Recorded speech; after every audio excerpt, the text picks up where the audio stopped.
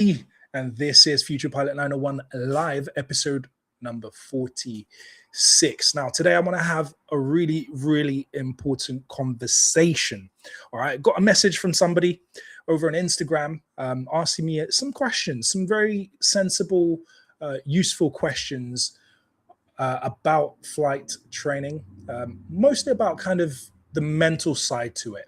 So I thought, do you know what? Why don't you come on board? Let's have a conversation and let's kind of dig into that and see where it goes. All right. So join us for that conversation in just a mo. Ever since I was a kid, I had a dream of becoming a pilot, but could never afford it.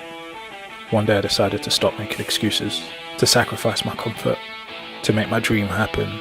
My name is D, and this is my journey. This is Future Pilot 901.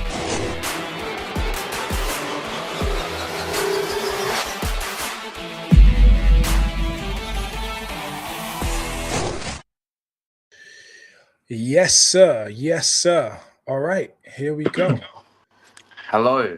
Hello, mister. How's it going? It's going good, man. How's your day been? Yeah, all good, all good, all good. Nice. Welcome to Future Pilot 901, Thank you. man. It's great to have you on board. Just Thank tell you. us your name and tell us a bit about what you do, man. Yeah, so my name is Mustafa, and I'm currently turning 21. I started flying around last year before I went to uni, and I did around 7 hours. But then I had to go uni, and now I'm back from uni, so I'm just trying to get back into it. So I did around 7 hours at Stapleford. Then I moved to Northfield because my instructors, there weren't available. And so right now I am doing my PPO at Northfield at I think it's Academy Aviation. And I'm at the stage where my instructors have told me to get my airlaw done and my solo, because my next lesson should be my get my airlaw done and medical, because my next lesson should be my solo. So that's the stage I'm at right now. Yikes, you have left it a bit late, haven't you? Yeah. I have.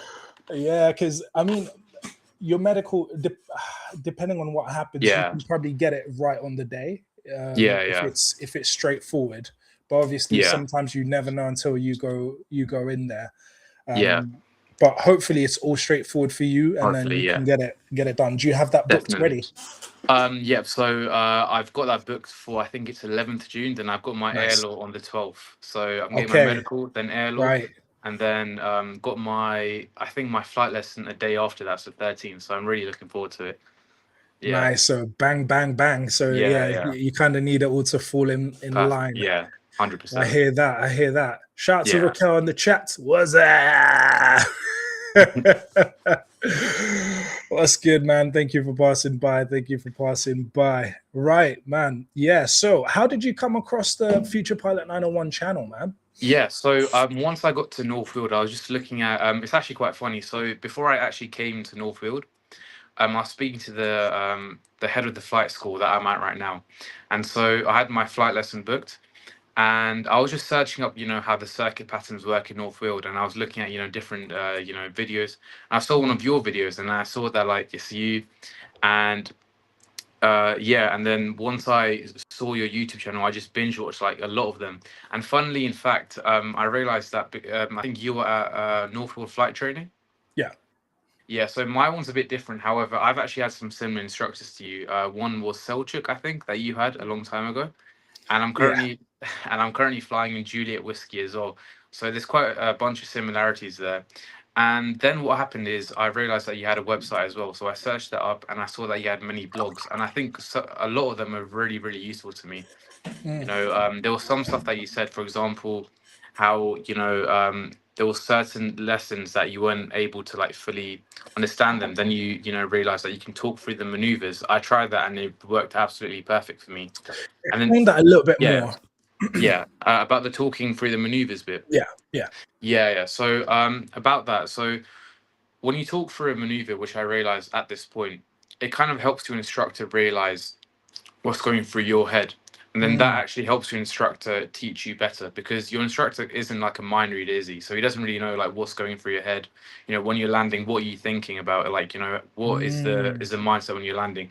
So this time, when I started talking through the maneuvers, my instructor realized, okay, when he's landing, he's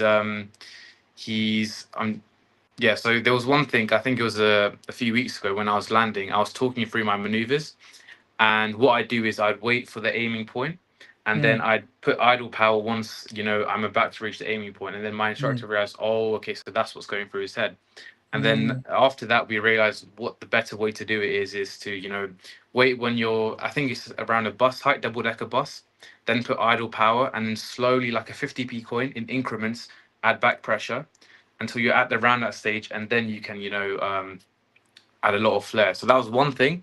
And then also when I was doing turns as well, my instructor realizes that when I'm turning, I'm just looking at the picture. And then he told me, okay, what I want you to do is this time is to turn the plane, feel the drop, anticipate it, and then at that point, add some back pressure and then look at the picture sites. And, things like that's really helped me so far because if you think about it, flying is mainly about like sight pictures quite a lot, what is the sight picture when you're doing 30-degree turns, when you're landing. And talking through my maneuvers helped my instructors really understand what's going through my head, and then it helped them, give me tailored feedback to help me. And it also, one more thing, it helps you focus as well on what you're doing when you're talking through the maneuver, and that's another key thing as well. And yeah, so those are the two things that I realized that by talking through the maneuver, it really helped me. that's really interesting, because I Yeah. haven't read the blog since like years and years ago, and Yeah. obviously I produced lots of content. Yeah. Um, so it's like I'm relearning by Yeah. hearing you talk about it, which is Yeah. really valuable. But it's become so normal for me to do.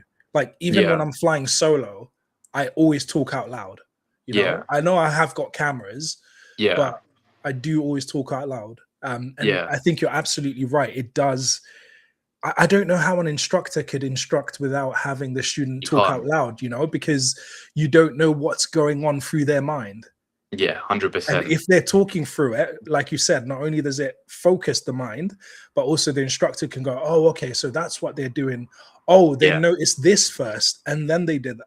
Okay, I need them to swap the order or whatever it is, Yeah. So very interesting point. 100%. Yeah.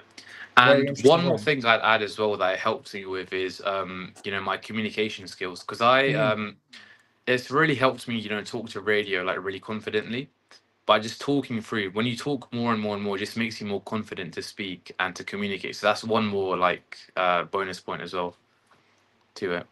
That's true. That's true. Right. Because you haven't been like quiet for, I don't know, 10, 15 Yeah. minutes, and then suddenly you have to say something. You've kind Yeah. of been exercising that talking already. And then, oh, I just need to press this button now. Got Yeah. you. Got you. That makes sense. That makes sense. Nice. Nice. Okay. So let's get down to the main topic then. Yeah. So you messaged me, you had a couple of questions, Yeah. and I wanted to dig into that because I Yeah. thought, like you've seen in my blogs, for me, and my background is more personal development and support psychology, supporting families, that kind of thing, Yeah. before I ever got into aviation. Yeah. And for me, that was my big challenge. I don't think like pilot aptitude was what I was lacking in. It was Hmm. more the mindset. That's what held me back from making progress, from even attempting to Yeah. become a pilot, So that's why my journey has heavily been focused on the mindset side of things, more than what I see other people do. Other people kind of Yeah. focus on the skill a lot more. Yeah. But I'm more focused on the mindset. And your questions were more on the mindset side of things. So I Yeah. thought, yeah, that's kind of my Perfect. bag. That's the Yeah. kind of thing I like to Yeah. sink my teeth into. So talk us through some of the Yeah. challenges and what your questions to me are. Yeah. So I realized since a kid that I really wanted to be a pilot. And I was looking at like different flight schools. However, a similar road to you, money was a huge issue for me at the start. So at that point, I spoke to my parents and I realized I could do a PPL.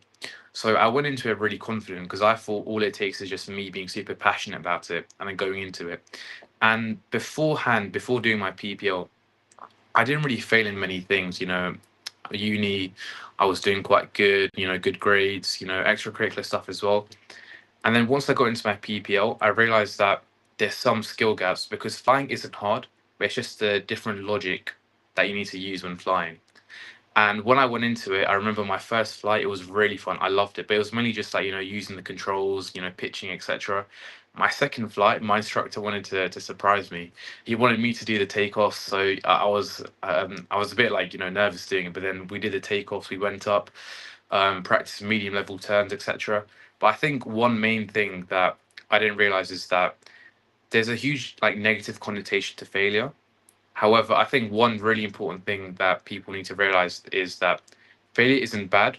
What we should strive to do is to fail well, if that makes sense, which is to embrace failure but use it as a way to improve. And that's one thing I was lacking at the start because I remember I couldn't get past like medium level turns. Now that I look back, I realized how simple it was. Like it's not a huge thing, but at the time, it was a new thing to me. And even in my first flight, I remember doing like climbing and descending, and I remember like my brain was thinking, okay, it was just quite a lot of things to like get into. And at that point, I realized like is this for me? Is this not for me? Like I thought this might be. I thought this was a walk in the park, but it clearly isn't. And then later on, I realized that it's not meant to be this easy. And it took me watching some videos and stuff, and even at Northfield when I'm trying out new things, I realized like looking at your videos that like a lot of people like go through these things, and it's about learning how to fail well. That's a really really important thing. And now I'm at the stage where I do get some feedback, but whenever I do get the feedback, I try and fail well. What I do is I've got a whiteboard or I've got like my notes app on my phone, and I note down straight after my lesson what it is I need to improve on. It could be, my landings need some improvement. I mean, even now, my landings are better, but they can still get more and more improved and other things. And what I do is I note it down and I armchair fly and I use my flight sim. I don't like doing one or the other just because with the flight sim, you don't really like, you don't want to get too used to that and then not get used to like, how the plane flies in real life. But those two together. And now I've used like failure more constructively, which is one thing I was lacking at the start. And I think many other people might be lacking that as well, just because they might be under the illusion that although flying they see 16-year-olds doing it, even 15-year-olds, it's easy. However, you need to learn how to fail well for it to be really easy, to embrace failure and learn from your mistakes, if that makes sense.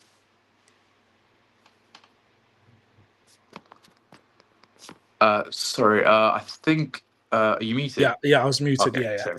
sorry. Thank you. No, I completely agree because I remember when I think it was 2020, I had a card that had like my most important quotes and what I wanted to achieve for the year. And the quote that I put on there was, "You will fail your way to success." Yeah, That's that's the really only good. Yeah, that was I had to embrace failure. And I think I wrote a blog about why you should be enthusiastic about failing, yeah, something like that. It rings a bell. But yeah, I totally agree. You have to be willing to fail. But here's the thing: even if you do everything right, the truth is we would still run through difficulties. One of the things that I learned earlier on, and then I want to dig in. I'm going to ask some more questions and dig into yeah, like what you're finding challenging now. But one of the things because I'm so interested in psychology, and psychology is like it's adjacent, slightly related to like neurology and that kind of stuff. yeah, It borrows a little bit from all these yeah. different disciplines. But literally, when you're learning something new, apparently more parts of your brain light up, right? So Mhm. this is you being task saturated, essentially. Yeah. There's a lot more that's happening, but the more you routinize something, as in you make it a routine, the fewer parts of your brain actually light up, because Okay. now it's becoming a habit, right? We call I it see. second nature. So now Yeah. you can do it without thinking, or we get to that point where we say, I could do it in my sleep, right? I see. Okay. Because it doesn't require that much brain work anymore, because it's such a routine now. It's just normal for me. But at the Uh, beginning, that's what happened. right? That's what Yeah. happens. And we just have to ride the curve. We have to ride Yeah. that learning curve. And 100%. sometimes it catches people by surprise because they think, oh, I didn't expect myself to struggle, or Yeah. I didn't expect myself to struggle this much. But like Yeah. you said, everyone's different. Some Yeah. people might struggle a little bit more because we all have gifts in different areas. Yeah. We all have strengths in different areas intrinsically, and then we learn to pick up more strengths, right? Yeah. But some people might find communication a lot harder. Some people might find the stick and rudder skills a lot harder. It depends. Yeah. But I think as long as you have that burning desire, it's like you need something. I might have refreshed, but you need something that is sufficiently motivating to keep you going. Yeah. An old quote from Nietzsche says, he who has a why can bear almost any how. So if you've got such a good reason because it fulfills you, then you will ride through those ups and downs. But Yeah. tell me a bit more about what you're finding challenging now. I want to dig into that if you Okay. don't mind. That's fine. That's fine. At the moment, so going from Staplefed, where the runway is quite small, to Northfield, where it's quite big. I Huge. think one thing, yeah, it's massive. One thing that I'm finding a bit challenging is to just adapt to the new environment that I'm in.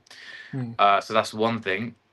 And then another thing is my landings, although they are better than before, I feel like they always need more and more improvement. Like I can't reach that super buttery landing where it's just like, where even the instructors like that's super good. Because my landings right now are good, but I think that they can need a bit more improvement. So it'd be my landings and just adapting to you know, the longer runway, except that um with the actual circus and the flying, my flying's actually pretty good at this point, because when you do, like you said, when you do the same thing again and again, it becomes second nature.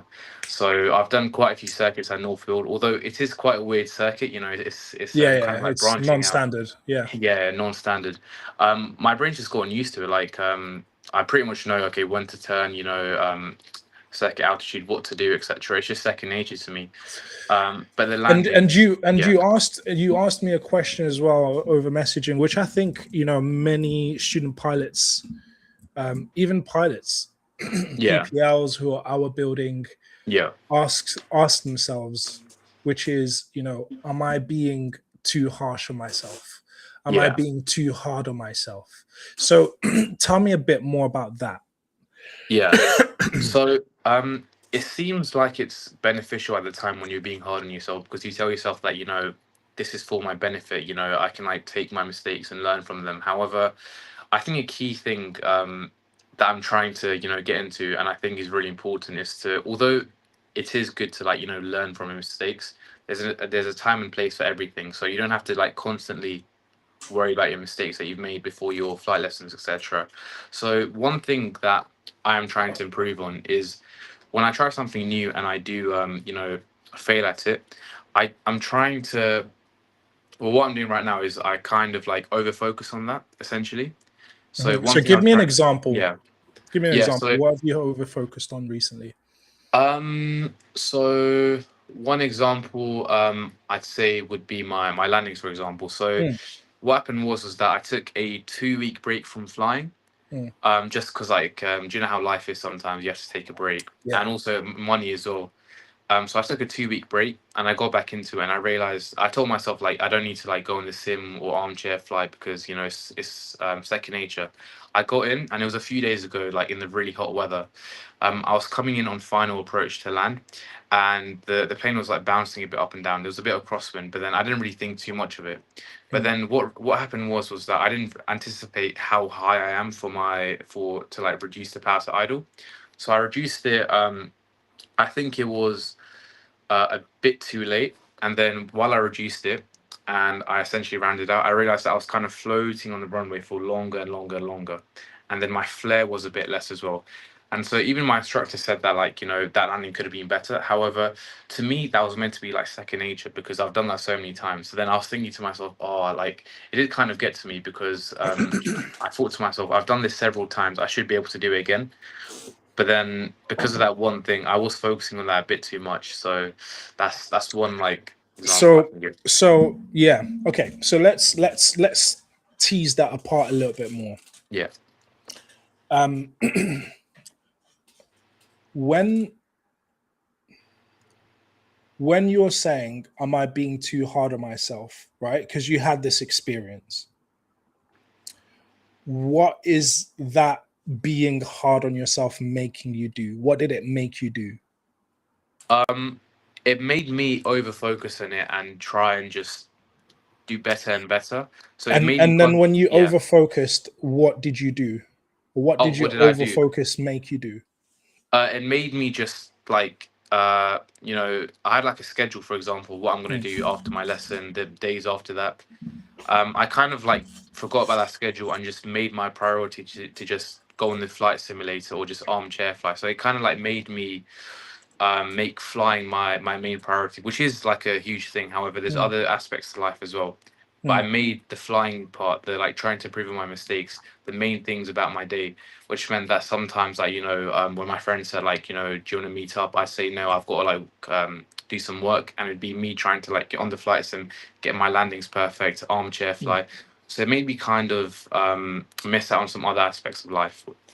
Right. Okay. And then did you have a lesson after that? No, so that was my most recent lesson. Okay. Yeah. All right. So okay. So we're yet to see what the result, what the full result of it is. So here is how I look at that question, right? Because I was I was considering that I told you I'd think about these Yeah. questions and maybe share some thoughts. And I couldn't really think too far with that question. The reason why is it's hard to say. It depends on the situation. Are you being too hard on yourself? It comes down to the result. Okay. Is the result something that's constructive or is the result something that's destructive? For example, if you tell me, oh, I had this bad landing and, you know, I just, on my way home, I was just kicking every can and every bottle that I could see on the ground and I was throwing stones and, you know, like, you know, do you know what? I was even told myself, maybe I should just quit. I'm absolutely rubbish at this. I can do nothing. Like, I'm so silly. Like, if you say that to me, then I'll say, yeah, you're being too hard on yourself, right? Because the outcome is destructive. Yeah. But if you say to myself, if you say to me, oh, I left and, you know, for the next week, you know, aviation became my focus and I went into the sim and I did armchair flying and I just couldn't get it out of my head. And I did that. And hopefully then the next thing you will say is, and so when I went to flying the next time, I didn't make that mistake or, you know, I performed better, then I'm going to say,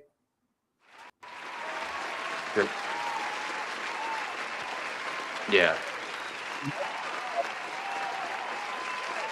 I'm going to say maybe that's what you needed to do. Some people need to be harder on themselves. Some people kind of take it too easy and are a bit too kind of complacent about things.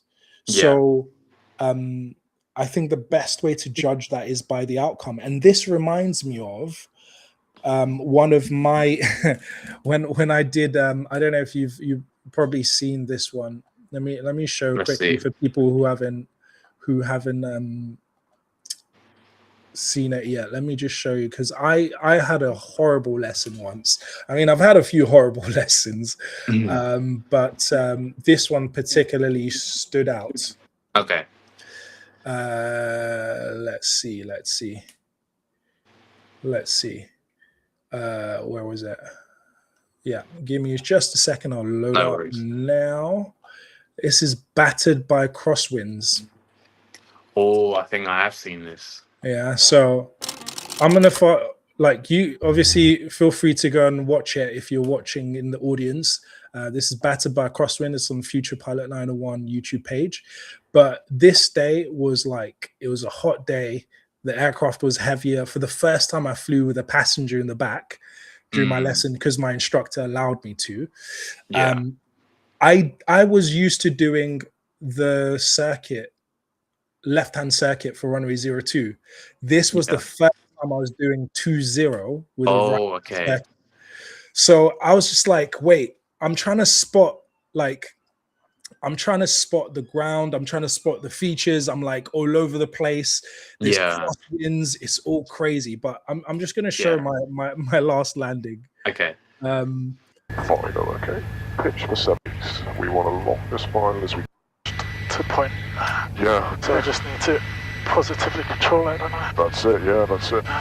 Second stage, looking good. Keep flying the heading. Don't drift too far to the right.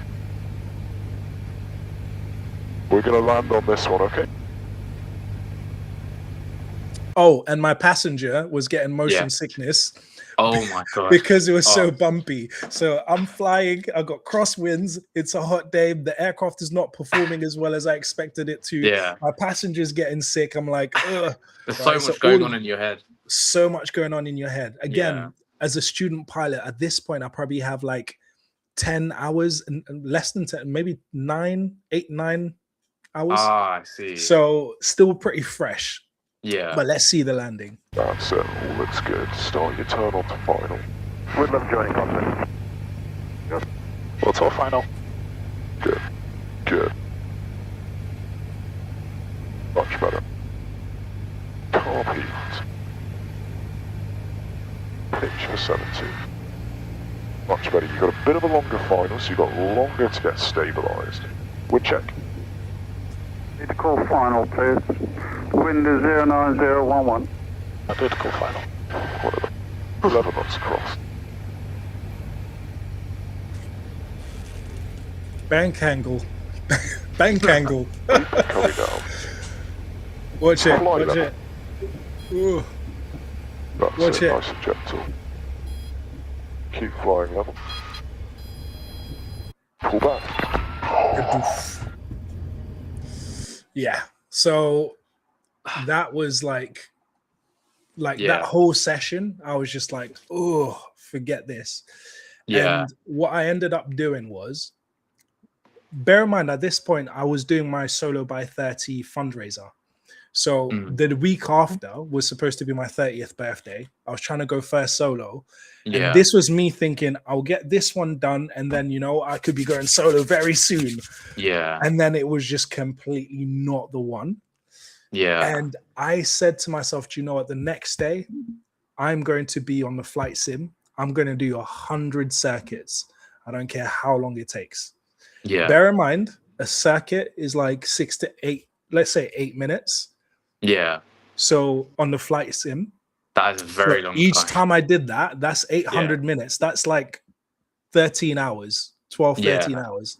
So I was literally on my flight sim all day. Yeah. Like quickly I can ate imagine. food, back on it. Yeah. Now, some people will look at that and say, you are hard on yourself. I It will helps say, you though. right, it's about the outcome. Mm. That's what tells you if it's too hard, right? Because some people won't do that, and that's okay. That's down to them, right? Yeah. But I like to push myself, and Yeah. so for me, trust me, the next time I flew, I didn't make the same mistakes. I guarantee you that. And in fact, I posted videos of those, and one of my instructors I had on Instagram saw me doing engine failure after takeoff, right-hand circuit, left-hand circuit,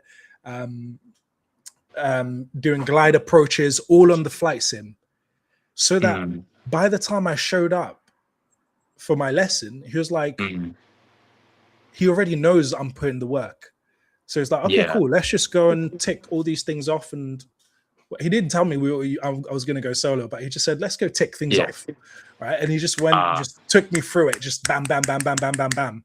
Right. Yeah. And then it was like, all right, how are you feeling? I was like, feeling good. It's like, all right, you're going to go solo. I'm like, I'm like, stay calm, play it cool, play cool. All right.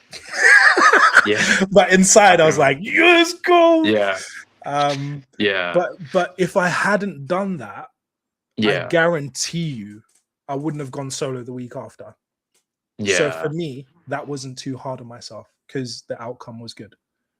Yeah. So for anybody out there kind of wondering, am I too hard on myself? I would invite you to look at the outcome. And if the Yeah. outcome is good, then maybe you are working just as hard as you should be working. If the outcome Yeah. is destructive and Mm. you know, leading you down a bad path and you're like metaphorically disintegrating, then you might need to take a step back and kind of like nurture yourself. So I'll give you one more example before I come back to you. Mm. I had a horrible time once going on grass landings, right? A soft field. Quite different. I'd done a few, but I wasn't as strong or as proficient with soft fields. And I particularly had a tough time once. And like, I came home, like, I apologized to my passengers. Like, I was just completely like, I do not want to deal with the world. And at that point, that's when I knew, okay, now you're being way too hard with yourself. Because one, everyone makes mistakes. The point is, you were not intending to make a mistake. You were not intending to mess up. You know, you were doing everything to get it right, and it just went wrong. And if you're going to quit flying every time you make a mistake, like, you're not going to go anywhere. Like, that's not real.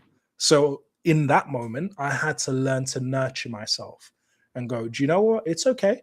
I'm just going to go lay down, watch something, do something that just nurtures me, and then I'll come back to it at a later date. And it took me a couple of days, and then I felt right as rain, and I was back into it, you know? So you may need to nurture yourself, or maybe you're working quite, you know, just exactly at the level that you need to be. So just a few thoughts for people. But yeah, tell me what you think about that.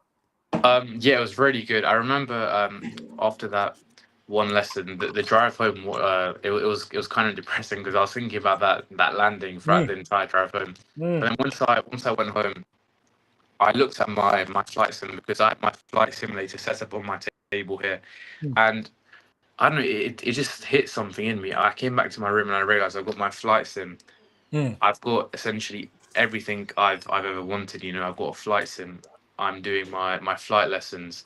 I'm literally in the position that I wanted to be a year ago. Because I remember a year ago I was thinking about doing my PPO, and I barely had any money in my account, and I couldn't even afford one lesson. And I'm in the position where I can afford lessons, like, even if it's monthly one lesson, I can still do it. And I realized I owe it to my past self and myself right now, but especially to my past self, to push through this. And what I did was, and it's quite funny because it's so similar to what you did as well. Maybe not like that many circuits, but I came back, I put on my simulator, and I thought, you know what, let bygones be bygones, but let me learn from that. And I just took in what my instructor said, and I just kept on doing circuits and circuits and circuits. I kept on doing landings. I went on Microsoft Flight Simulator. I changed the weather pattern to try and, like, you know, make it even harder for myself. There you go.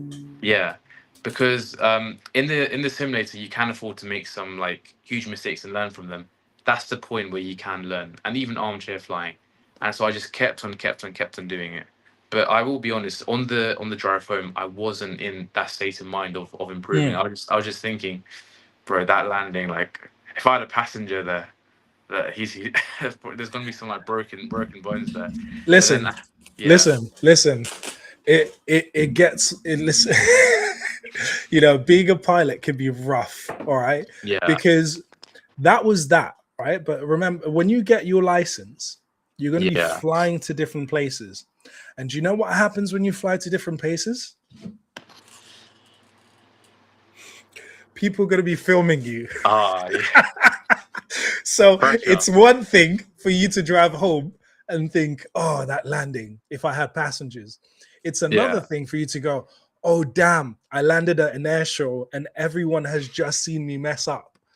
Like, but it happens. It happens. It does. And we can't, you know, we can't be so hard on ourselves that we, you know, that we don't recover.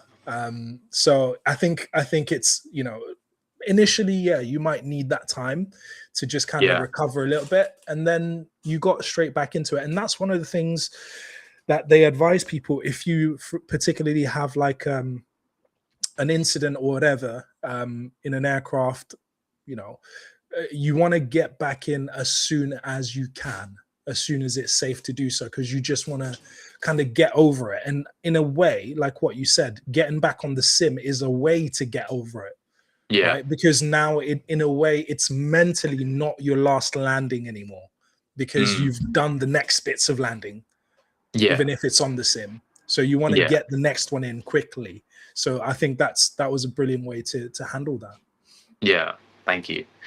And just one more thing, I think another tip that I'd give to people is during that time where you're trying to get from like a phase of like, you know, being hard to yourself to a phase of like using mistakes to improve. I'd also suggest, like, you know, in aviation, it's a community, you know, you can reach out to. Your audio is playing up, man. Oh, is it? Yeah. It kind of got a little bit robotic. It's better now. Yeah.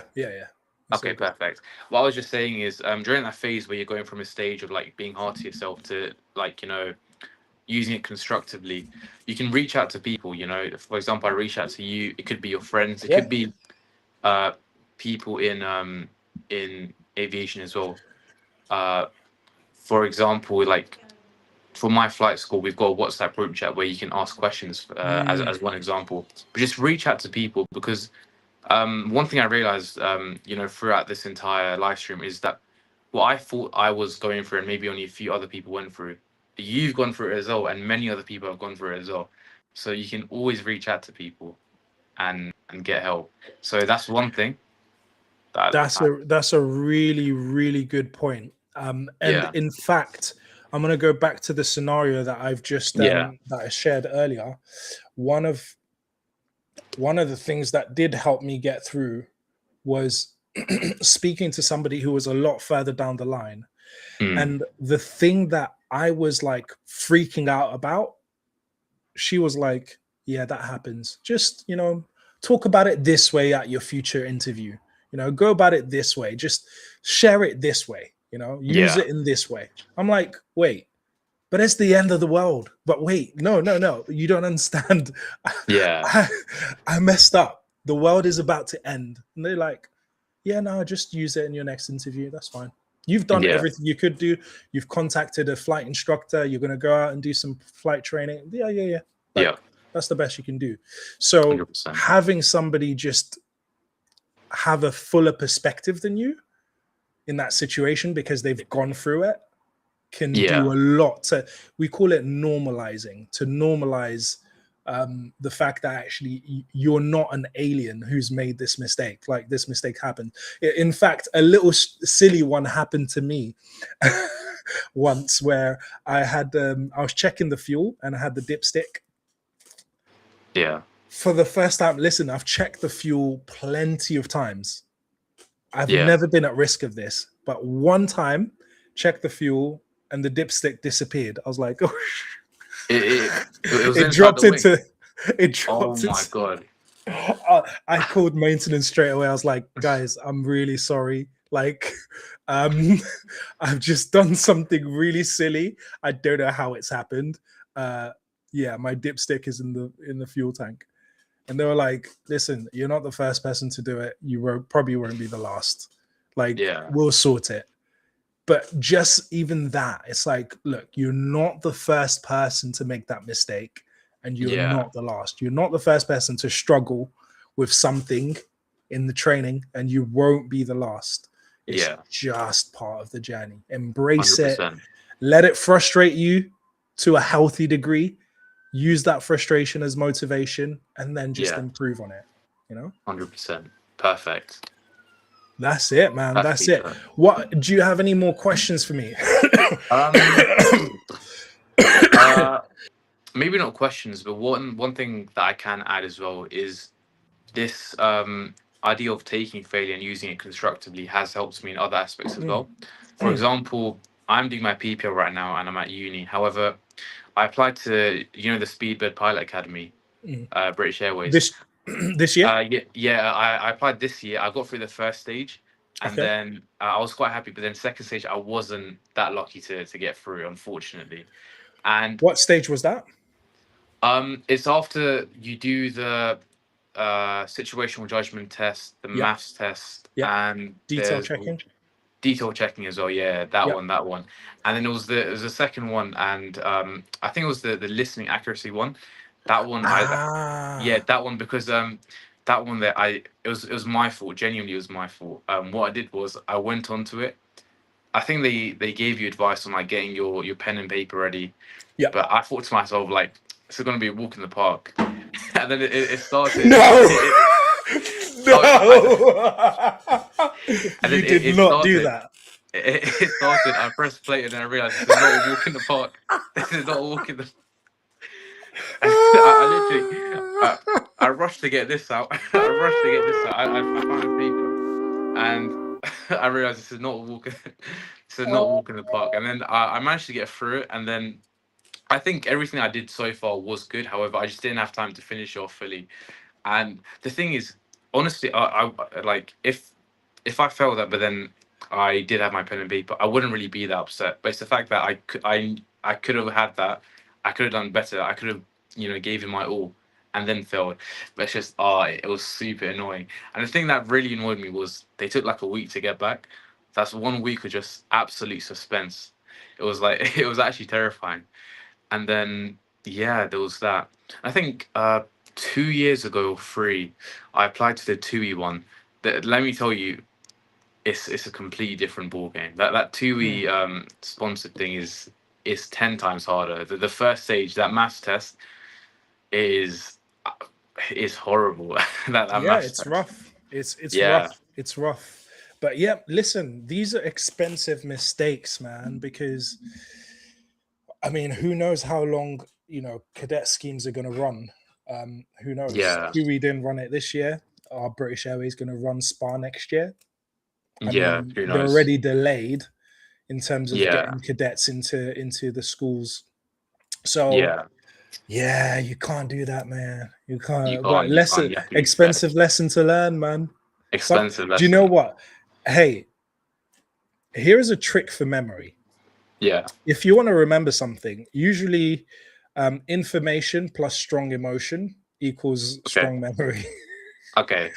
That's why we remember some of the most, important things that Yeah. happen, because there's strong emotion, and sometimes we need those strong emotions to remind us, Yeah. like, damn, I messed this up. I'm not going to do that again. But yeah, Yeah. you definitely needed a pen and paper.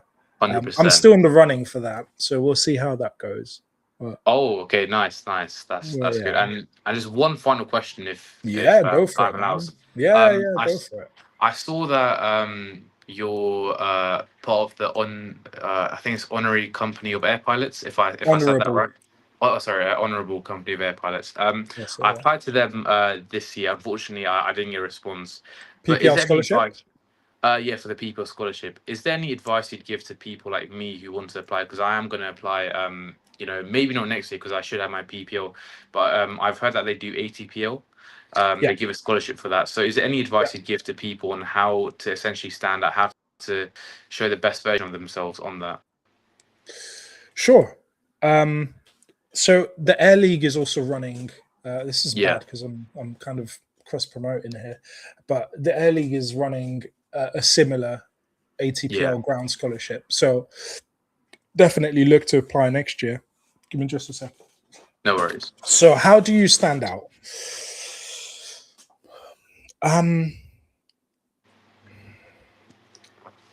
As a panel member, my emphasis is, like with anything, I've run my own scholarship as well, Future Pilot 901, is do the basics right. Yeah. So, for example, its first stage is written application. Second stage is a 1-minute video. Then you come into the interview. So your written application, like, don't have crossings off, like basic things like that. Make sure that your handwriting, because it's handwritten, make sure that your handwriting is legible, clear, that it represents you well. Another way of thinking about it is the scholarships, the sponsors contribute about 15,000 per candidate. So when you're applying for it, imagine that you're applying and asking somebody to give you 15 grand for the PPL scholarships. So I'll talk about the ATPL scholarships as well. But when you're applying for it, think of the value and say, you know, I'm asking for this money. How would I ask that? Would I have crossings out? Like if somebody gave me this application and asked me for 15 grand, would I give it to them? So I think that will allow you to self-edit some things.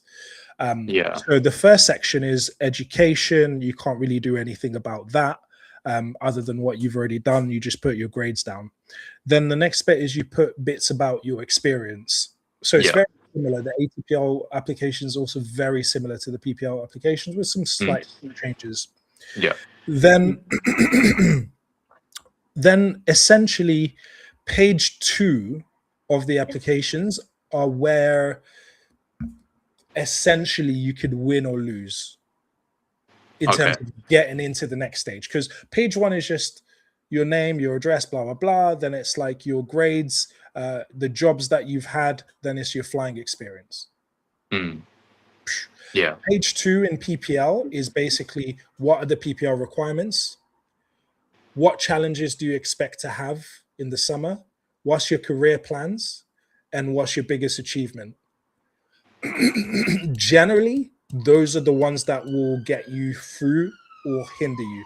Not saying the other pages can't, but that's where the bulk of where you can demonstrate the bulk of the competencies. For the ATPL, it's what's the requirement for to unfreeze your ATPL. So again, those you want to make sure that's clear, it's to the point.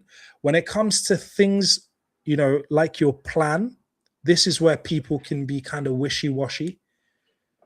And I can understand that because at some point I was wishy-washy about my plans. But because I've done ATPL applications this year,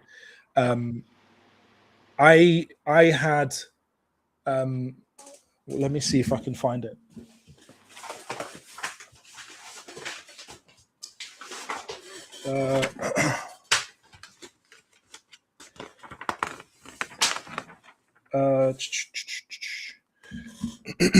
So I developed this system of making a mind map of everything I need for the interviews.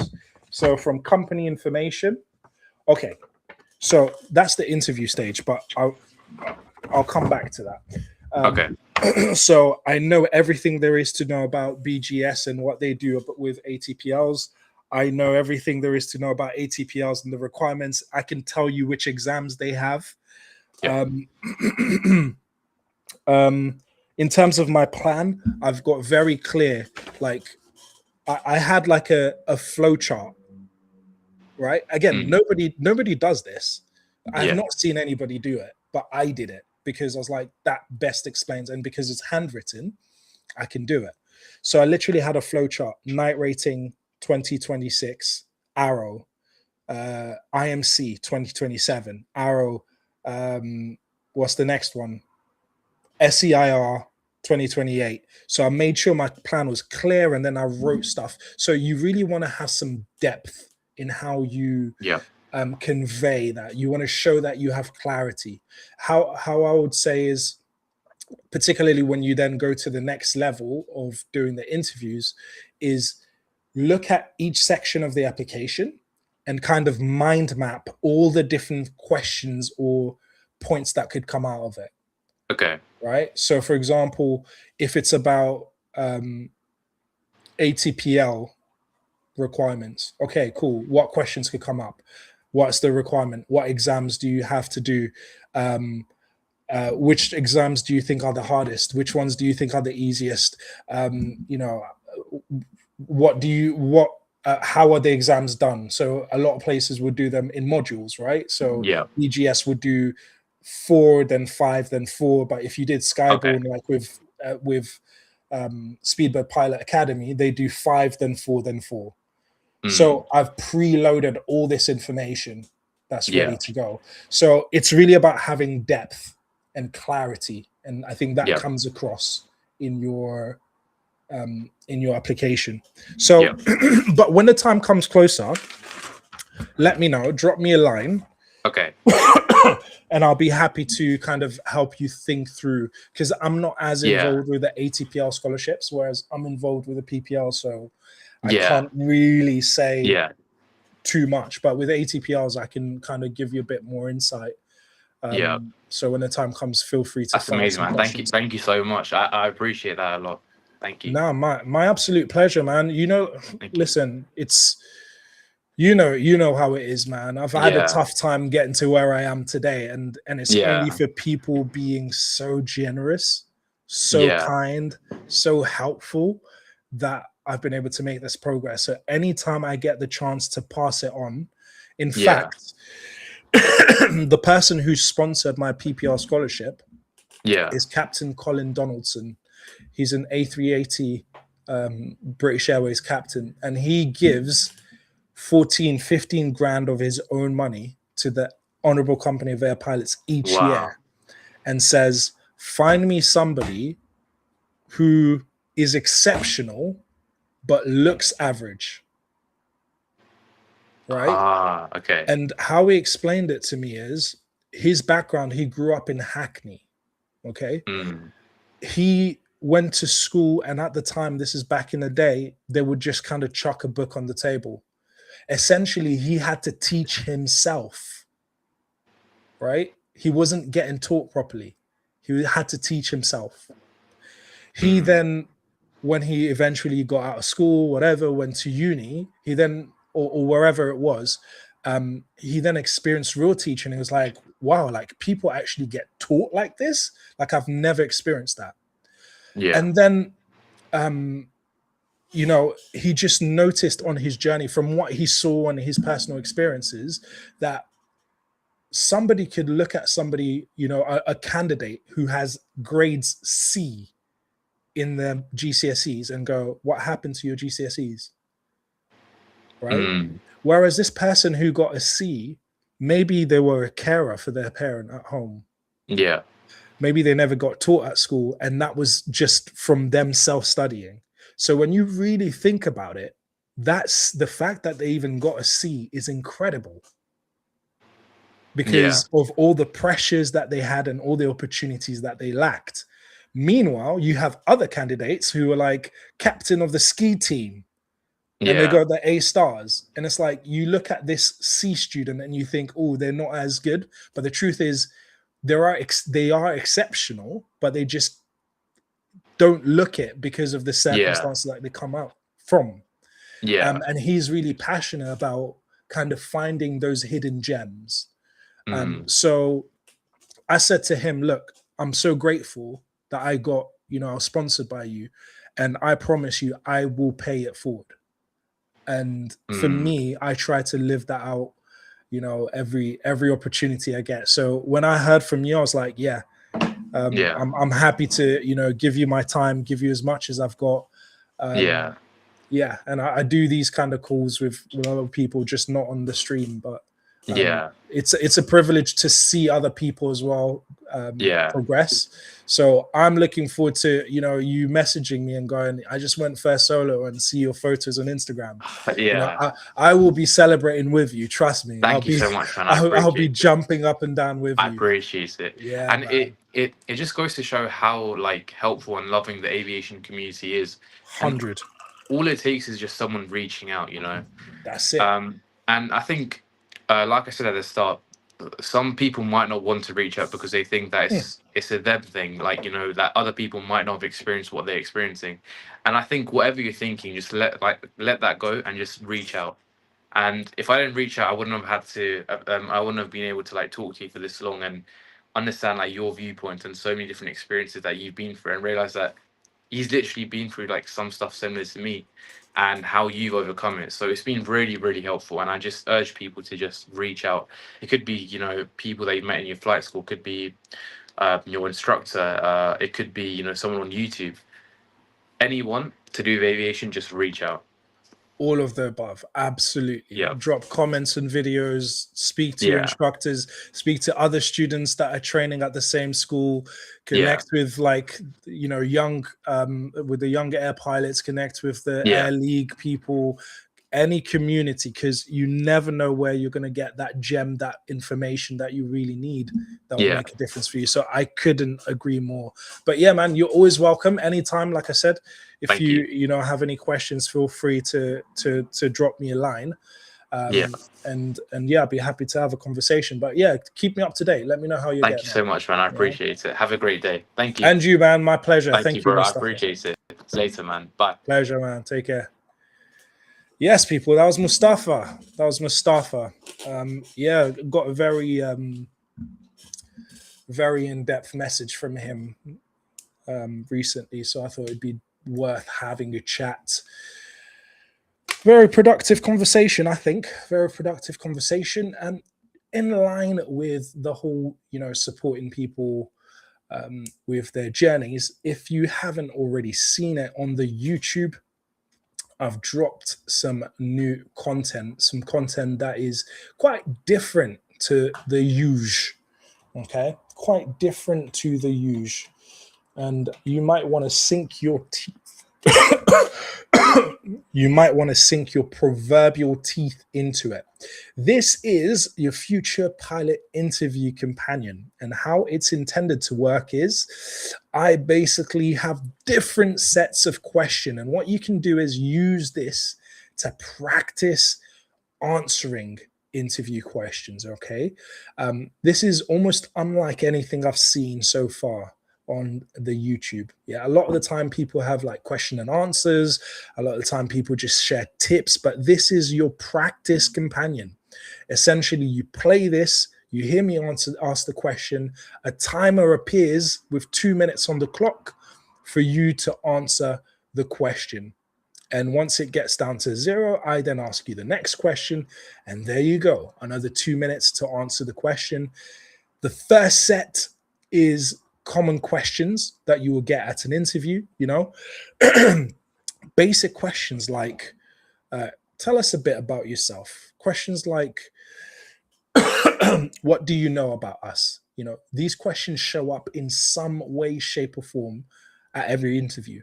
And even though you may not be asked that question, you want to preload those answers and kind of fit them into different places, right? Why have you applied for this role? Why are you interested in this role? Well, you might answer that question and weave in what you know about the company as well. So those answers will be useful regardless, right? So you want to have that practice, sharpen, working under time pressure to answer clearly, accurately, and concisely. As I mentioned as well, you're going to have other videos with other themes come out. For example, the next one that's going to drop in a couple of days is the toughest interview questions you're likely to face. These are the really difficult ones that throw you off a little bit. Like, tell me, why do you think your previous application was rejected? You're like, oh damn, like, is that how we're gonna start?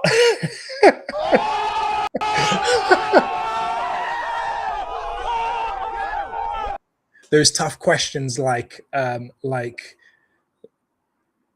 so we're interviewing many brilliant candidates. Why should we give you the role? And you're like, again, it's going to take off that sting, that startle effect, because you've practiced, you've used the Future Pilot interview companion. So do make sure you subscribe to the YouTube channel for that, so you can make the most of it. All right. For those of you that are not aware, Fly to Dance episode 4 is now out. So you got 4 episodes to sink your teeth into. If you don't know what Fly to Dance is, you should know. Here it is. I've always loved flying. Hello.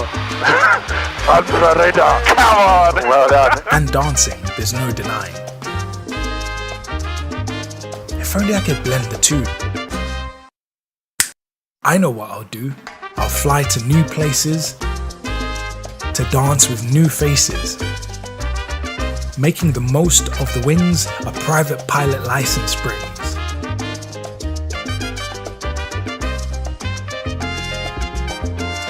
That was a little bit gusty.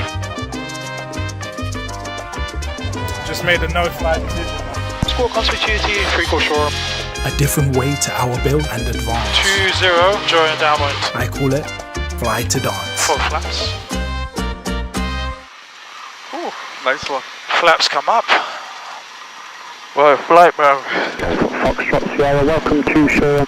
We have everything in this flight, man. Everything, bro.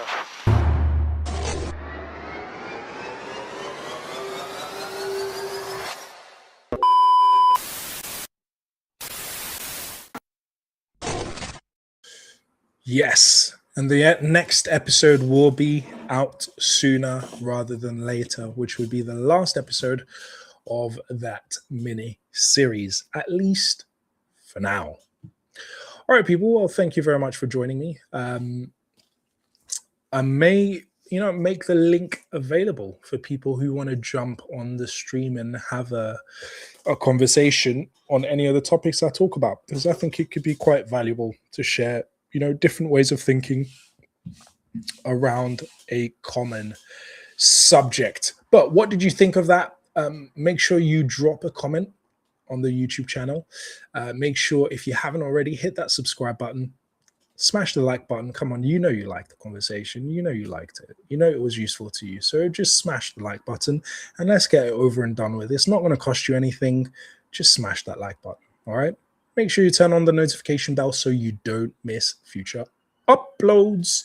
And if you're on Kick, make sure you hit that follow button. Shout out to the new follows on this is getting funky. Shout out to the new follows on Kick and the new subscribers on YouTube. Yes, indeed. Yes, indeed. Thank you very much for that. All right, people. Well, you know where I'm at. Not usually on YouTube. I'm only on YouTube when I have a guest. All right. So YouTube audience, you will not be seeing me on YouTube for Future Pilot 901 Live. If you want to catch that, come over to Kick, kick.com/Future Pilot 91. All right. You'll see a banner there that gives you the information, what time I'm on every Monday, 7 p.m. British summertime. All right, people. Well, until next time.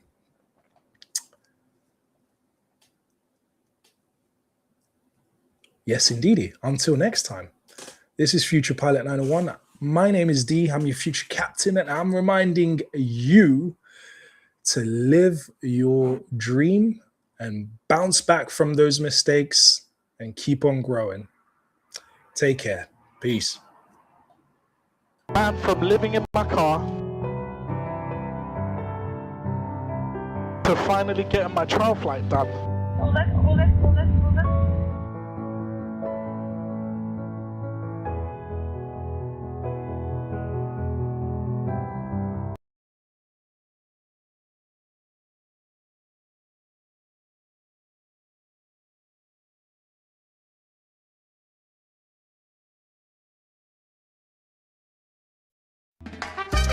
Man, I've always loved flying. Hello. To finally getting my trial flight done.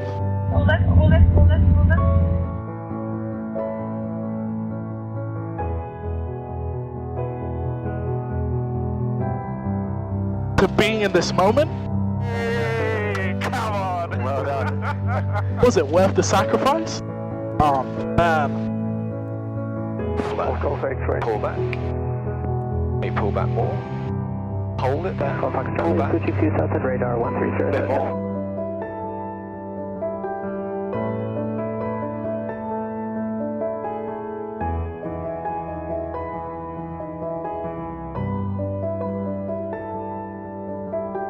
Listen. Was it worth the sacrifice? So, power right, center line. Listen, if you have a dream,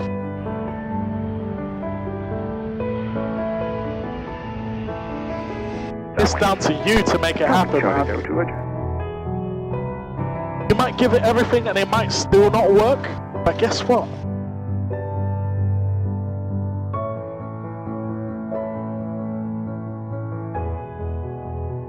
The journey makes you a better, stronger person.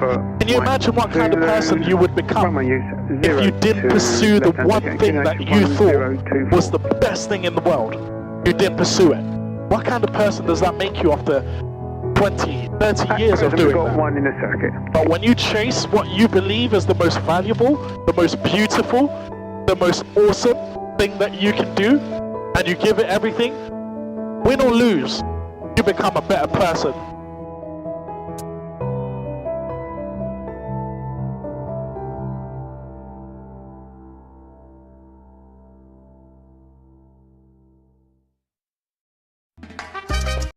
I've always loved flying. Hello! Come on! Well done. And dancing, there's no denying. If only I could blend the two.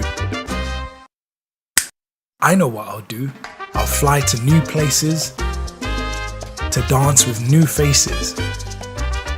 Making the most of the wings a private pilot license brings.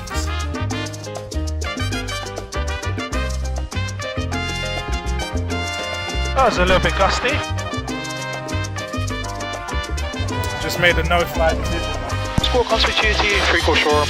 A different way to our build and advance. 2-0, joy endowment. I call it fly to dance. 4 flaps. Ooh, nice one. Flaps come up. Well, flight, man. Foxtrot Sierra, welcome to shore. We have everything in this flight, man. Everything, bro.